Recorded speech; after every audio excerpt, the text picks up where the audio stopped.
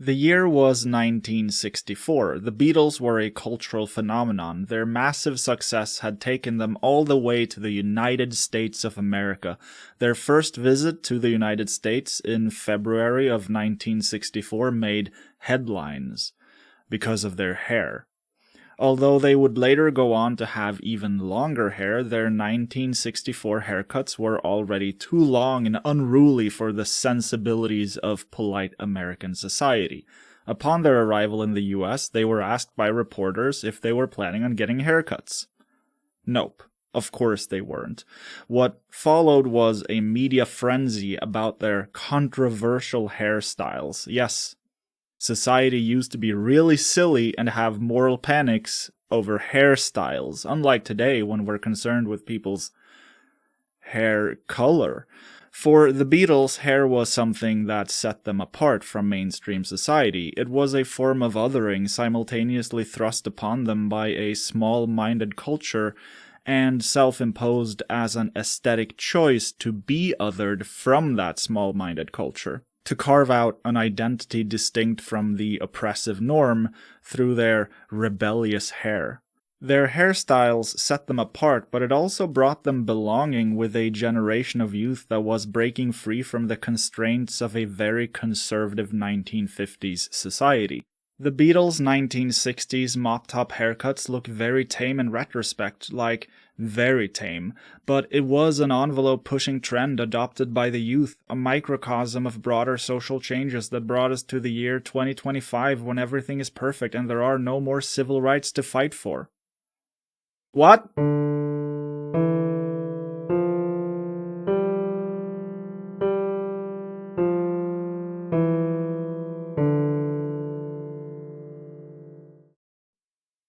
Okay, I've just been informed that there's a full-blown moral panic over trans people's existence, and immigrants are being rounded up and put in concentration camps, and manosphere podcasters have spent a decade teaching boys and young men that there is only one way to be a real man, otherwise you're like gay and soy and beta and stuff, and women are all stupid sluts. You can't even like her girlfriend because then you're a simp, apparently, because every interaction with a woman has to be an expression of domination, of power over her, or it's gay. I wonder if long hair on men fits in that worldview. Probably not. Everything is gay after all, and gay is woke, and woke is blue hair, and blue hair is gay, and gay is woke, and woke is bad, and it's bad to have blue hair because it's woke. Or, I guess, it goes against their conservative normative framework for what hair is supposed to be like. What hair is supposed to be like. What hair is supposed to be like. So there's still a lot of work to do, but I think hair is a pretty neat encapsulation of how society has changed in a lot of ways for the better, even if we're currently suffering through a reactionary tantrum after fascists rode a wave of grievance politics and disgust and fear of the other into positions of power in the most powerful so-called democracy in the world, the United States of America. And these fascists are using that power to just hurt people, to hurt the other that doesn't fit in their rigid worldview, the type of, in their mind, degenerate person who is typified by the outrageous decision to dye their hair blue or, just be born with hair that doesn't conform to a very white beauty standard. Like, I'm sure an afro would be considered woke by these people, right? Especially as one of many representations of African American people and African American culture.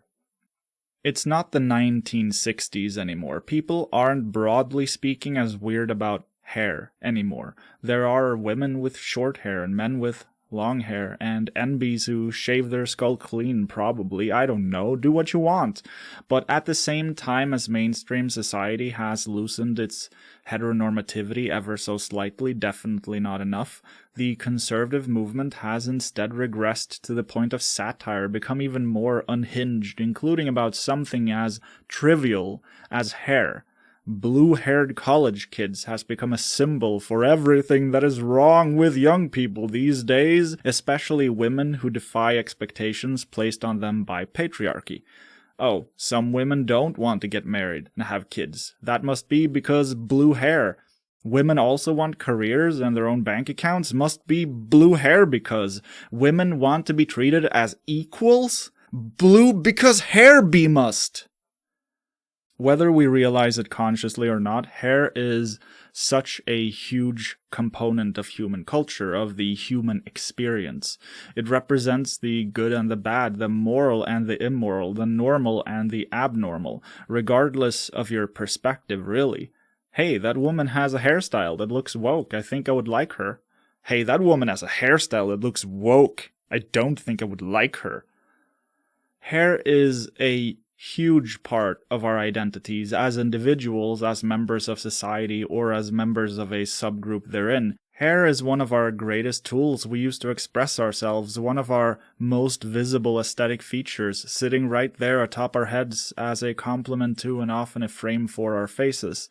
We cultivate a personal style and project into the world a version of ourselves that we want others to see.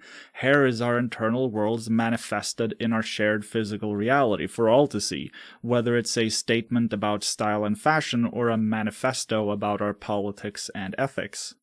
The inverse is true as well. Hair, or lack thereof, forms our internal worlds, shapes who we are as people for better or worse. For many people, it's a point of anxiety, shame, and insecurity that sometimes leads us down a dark path. Looking at you, Tim. It's hard to escape feelings of shame when we don't live up to the beauty expectations society creates for us. Is my hair too thin, too straight, too curled, the wrong color? Am I going bald? Do I have an out-of-date haircut? We affect our hair, and our hair affects us, kind of as a microcosm of how we affect culture and culture affects us. Stigma is a strong social force, so stigma placed on certain hairstyles means people won't choose those hairstyles unless they do so specifically to make a statement. Stigma on hairstyles can often exist along racial lines and enforce white supremacist ideas of beauty too. Black hair is ugly and gross and garbage like that. Such stigma has historically enforced racist narratives and manufactured consent for racism, not to mention erase black people from public life because their hair isn't appropriate. No, we're not racist. We just think that hairstyle is indecent, you see. That still happens to this day. I remember watching Swedish Idol a few years back. I'm Swedish, by the way. And there was this black kid who, I don't know if he went on to win or ended up at the top. I don't really care. I think he won. But during one of the episodes, after his performance, one of the judges made a comment about how he should change his haircut. I think he had braids of some sort at the time. Apparently that wasn't appropriate, I guess. That's a weird thing to tell the one black kid and no one else. What do we do when society judges our hair? Do we change it to fit in, or do we keep it as we want?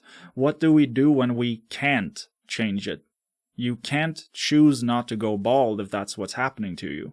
As with all things human, hair is really cool. What people do with hair is really cool. The culture around hair is really cool, but there's also a lot of baggage that comes with that. Sometimes pretty heavy stuff that people have to carry on their shoulders and be weighed down by. Maybe we just need to stop judging others for what they do or don't do with their hair and just appreciate them for who they are. Unless they're a Nazi, because we all know Nazis need a good punch in the hair. That was a joke, YouTube. Violence is very, very, very bad. In an interview back in 1964, just before their trip to the US, the Beatles were told that, quote, they, the Americans, think your haircuts are un-American, end quote. To which John responded, quote, well, it was very observant of them because we aren't American actually, end quote. I really like this exchange. It's so absurd that there were people who criticized a band that was decidedly not American for not being American enough in their choice of hairstyles. And I think we can make an interesting observation about jingoism here, excessive patriotism, namely that everything gets folded into it. Everything from the proper opinions to the proper hairstyles gets folded into this half-baked concept of what it means to be, in this case, American. The further into the sauce you get, the more limitations are placed on acceptable expressions of self. And at some point it gets into the realm of the absurd, where having the wrong hairstyle means you hate your country, even if it isn't your country anyway.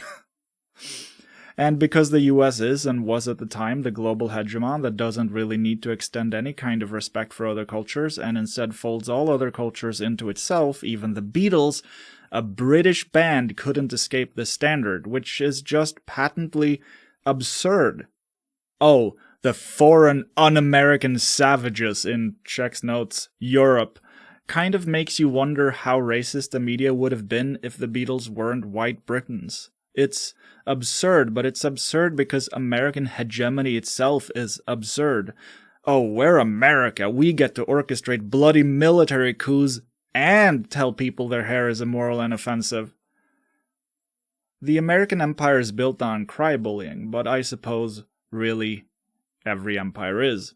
Hair is an important aspect of American hegemony if you think about it, both symbolically and in a very real material sense. Hair represents America's soft power, Hollywood celebrities' haircuts that people around the globe want to emulate, for example. But hair also represents America's hard power, military power. They shave away soldiers' hair as if they shave away their humanity, and turn them into killing machines that get sent around the world to protect American power, American hegemony, under the guise of spreading democracy or protecting the homeland. I know some military nerds will probably tell me that actually, Pat, short hair is easier to maintain and that's why they do it. That's true enough, but I do think there's powerful symbolism in the ritual of shaving off soldiers' hair, because that is the point when they stop being people and become soldiers. The Beatles' long hair was kind of the opposite of that, an embrace of their humanity through rebellious hair. They shook off the inhuman shackles of society, the anti-human norms that strip humans down to something less than, and embraced a freer, more human way of being. They helped pave the way for a culture that lets you be who you are and who you want to be, whether that's someone with a more traditional hairstyle or someone whose hair is, gasp, blue. Okay, this is going to be a total non sequitur, but I need to keep you here for the AdSense somehow, so bear with me. You have no idea what I'm about to say, like not even a clue. Think in your head what you think I'm about to say, and tell me in the comments if you got it even close to right. In addition to the statement they made with their hair, the Beatles also stated that they were, quote, more popular than Jesus, end quote. This is another thing that wasn't all too controversial until Americans learned of it, because I guess Americans are just the puritanical Karens of the world. Speaking of Jesus, I'm not sure if the Beatles were more popular than Jesus, but Jesus is another figure who is defined by hair, right? Yes, we're talking about Jesus now. Keep up. Did you guess right, by the way? I'm not Christian by any means, and I would probably be best described as an anti-theist. When I first started carving out my identity and voice online, it was as an edgy new atheist on the Everything app formerly known as Twitter. I also have problems with white Jesus, conceptually. This prophet from the Middle East, surely he's like a Western European man with deep blue eyes and skin as pale as the Western beauty standard demands. But setting that aside, just looking at images of Jesus, they do kind of have this immaculate vibe, right? And I think his hair plays a huge role in that. It gives Jesus a soft, almost feminine touch, and I mean that as a positive. Bonus points that it will piss off exactly the right people to call Jesus feminine, kind of like referring to God as a she. I think more men should be in touch with their feminine side, you know? Compassion, the ability to listen to other people, not judging people who are different, being vulnerable and sincere instead of guarded and irony poisoned. Good vibes, really. And all of that is perfectly encapsulated in Jesus' soft, inviting hair. I think more Christians should listen to Jesus' teachings instead of Donald Trump. I mean, Jesus said in Deuteronomy 10:19 that, quote, "You are to love those who are foreigners, for you yourselves were foreigners in Egypt." Whereas Trump said, "They're eating the dogs, they're eating the cats, it's an invasion." Sorry. Instead of listening to Jesus, conservative Christians are rounding up immigrants and putting them in alligator death camps. Not just immigrants, by the way, but anyone they think looks like an immigrant. Jesus said to turn the other cheek. Instead, conservative Christians want guns and bombs and the might to make right. They want the death penalty. They want climate protesters to die.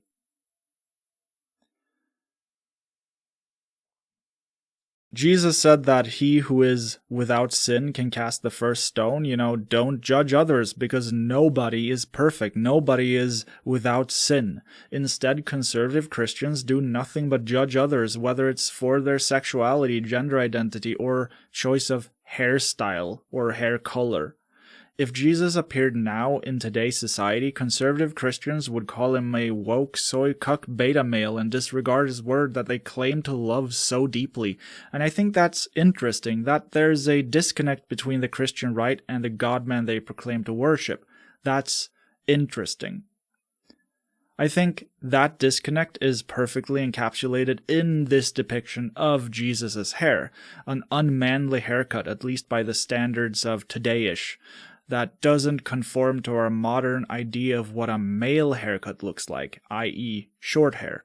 It also shows just how far the right has regressed. Feminine Jesus has been grandfathered in because they would never depict Jesus that soft and effeminate today. Imagine if long-haired Jesus didn't exist before and someone woke drew him like that in the year of our Lord 2025. The right would lose their shit and be outraged that Jesus was depicted with female hair, I swear. Speaking of, what the heck is female hair? What is male hair? Why is our concept of hair gendered? Hair's hair, right? What makes long hair feminine and short hair masculine? There's nothing there. It's just vibes. There's fundamentally no difference between men's hair and women's hair biologically, yet we perceive massive differences socially. And this has real consequences for real people. I could talk about how it limits self-expression and lends itself to the reinforcement of oppressive systems. For example, short hair on women is, for a lot of people, synonymous with lesbianism and butchness. It's perceived as less feminine and often used to put down women who don't conform to an arbitrary norm as being less womanly and therefore less attractive and therefore lesser people, because women's human value in a patriarchal system is measured in how conventionally attractive they are. But I think instead I want to very briefly talk about gendered socialization because it leads kind of neatly into the title topic of this meandering video essay. Okay, here's the thing. Women are taught to take care of long hair. Short hair is low maintenance, but long hair, not so much. Girls are taught how to take care of it, nurture it, braid it, dye it, etc. If not directly by their parents, then socially and culturally. Men are not. Men are taught to use fucking 3-in-1 shampoos and maybe a dandruff shampoo when we inevitably get dandruff because we don't take care of our scalps. Is that a thing? I don't even know. Do you need to take care of your scalp? To be sincere for a moment, I know everyone hates that. I don't really know how to take care of long hair. I have no real interest in learning how to take care of long hair. That might sound odd coming from me because I do have, long hair, right? But that's only because I absolutely despise going to the hairdresser. I hate the entire experience of being trapped in this interminable and awkward one-on-one social situation, social prison, really, where you kind of sort of don't really know each other from all the other times they cut your hair. I hate it so much that in 2017, I believe, I stopped going to the hairdresser and I didn't cut my hair at all, not even once, for 4 years. I got a haircut right before my brother's wedding, which was in the fall of 2017, and then I didn't get a haircut until November of 2021. And only because we bought a hair clipper and my girlfriend just shaved it all off. Of course, the downside with that is that it got pretty short and I like a happy medium, so I don't want to do it too often. The compromise now is that I shave off my hair about once a year, maybe every 18 months. Last time I got my haircut was early 2024, so it's time. Past due, in fact. I don't like having long hair and I won't start going to a professional hairdresser anytime soon, so a shave is what's on the menu. What's cool is that you'll be able to tell that this process is happening across my catalog of videos, my hair getting longer and longer and longer, and then boom, gone. That's the thing about hair, right? It's hair today, gone tomorrow. Kind of like people. In that sense, hair kind of is a symbolic representation of people. We grow and we get cut down, but we can always grow again. That is, until one day we're gone forever. This video essay is like 50% substance, generously, and 50% intellectual-ish masturbation, but it is 100% content, and that is the important part. I wanted to name this section of the video essay Since Hair, with the ear part of sincere replaced by hair, but it just looked like sin chair, so I didn't. A final comment is that having long hair has really made me appreciate why some women choose to get short hair, because long hair is annoying. It blows in your face, you get it in your mouth, you have to brush it and take care of it. It's annoying to shower with long hair because it takes a while for it to dry, or you have to use a hairdryer, although you don't have to wash your hair every time you shower, but then it's annoying to keep it out of the way anyway, whereas short hair, it's dry before you even step out of the shower. Showering with short hair is like receiving a golden shower from God himself. That came out weird. Intentionally. It's nice is what I'm saying. It's very nice is what I'm saying. In my last video, in an off-the-cuff comment, I said that I really need to cut my hair, and I feel that so badly. I really need to receive that golden shower from God. Anyway, that's my case for why I need to cut my hair. Thank you for... What's this? You are not allowed to cut your hair? I respect your essay and look forward to the thrilling content. However, this does not detract from the fact that you are not allowed to cut your hair. I guess that settles it then. I'm not allowed to cut my hair. I'll need to keep the long hair forever. I'll have to keep it. Except like the Beatles, I'm a motherfucking rebel. Take one. Cutting Pat's hair. I'm so sweaty. Jesus. It's very warm in here with the lights. Ooh, I hear that. Oh, I hear it. Oh God. Oh God. Oh God, what are we doing?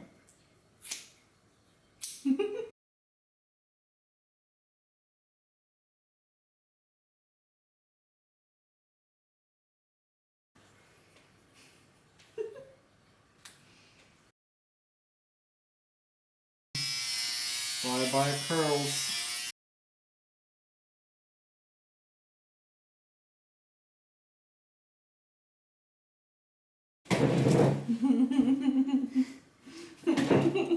Don't laugh at me. She's laughing. Does this not look really cool and good? Det syns inte ens där. Alltså nu ser det lite ut som en alltså lesbisk queen ändå. Lesbian queen, huh? Mm. Yeah, I can feel that it's thinner, you know? Even if it's long, it's like, where's all the hair when I...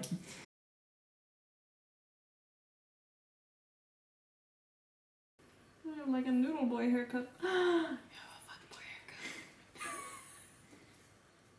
Fantastic. That looks so good.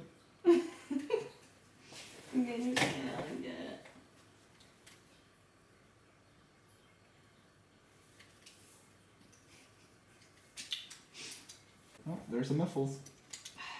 Wait. Come Miffle. Damn it. Come here, Miffles. Ah. Hey, Miffles. No. No. She started squirming when you did that. Actually, she was squirming before. But she did not want her hair cut. Her hair is her identity. Oh, I'm so sweaty and the hair is sticking to my skin. Oh, it falls right into the shirt. All the hair right into the shirt. Oh, it's so uncomfortable. It's so uncomfortable. You should have had one of those things that you put around.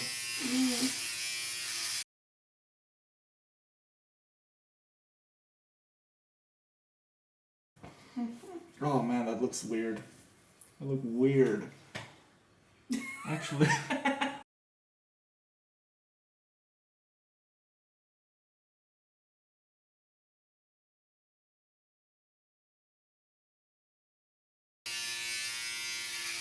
Nipples is lying there watching. Damn, that's a big pile of hair. That's a lot of hair, holy shit. And all my 10 viewers will be so sad.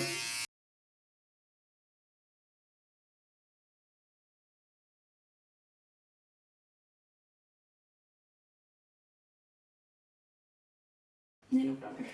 Det är nog bra nu. Oh, Jesus. Let me see in the mirror. Det är kort på dig. Oh, damn, it's short. Now I look like a dickhead.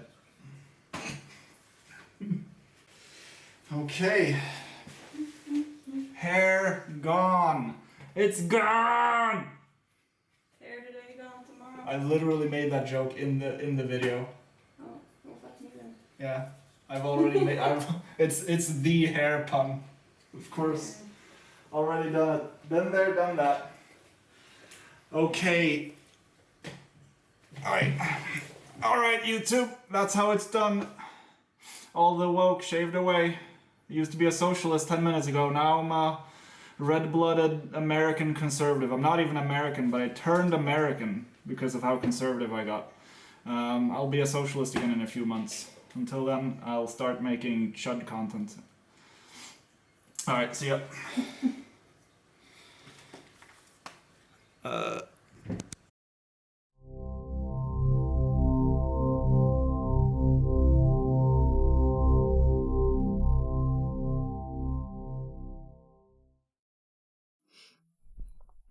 Oh shit.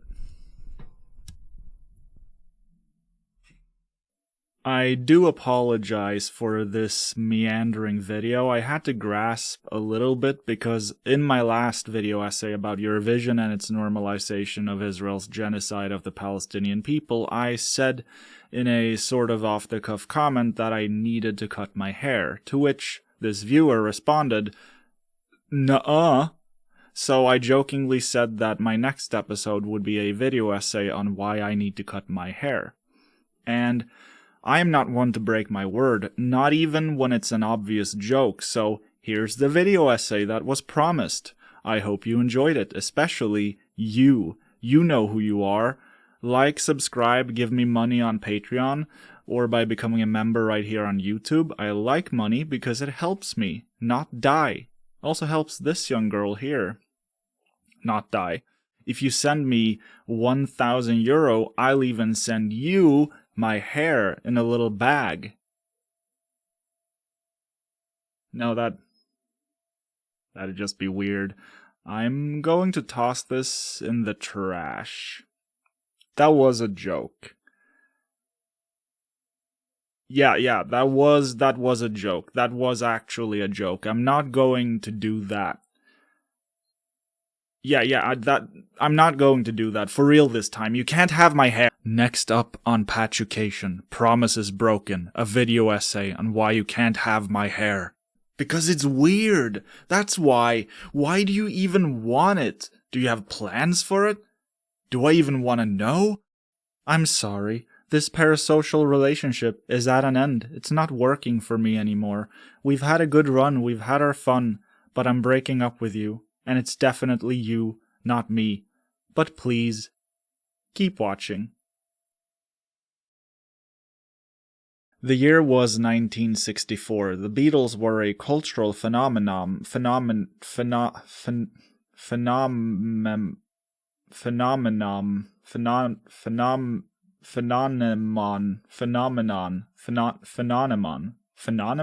That sounds phenomenon.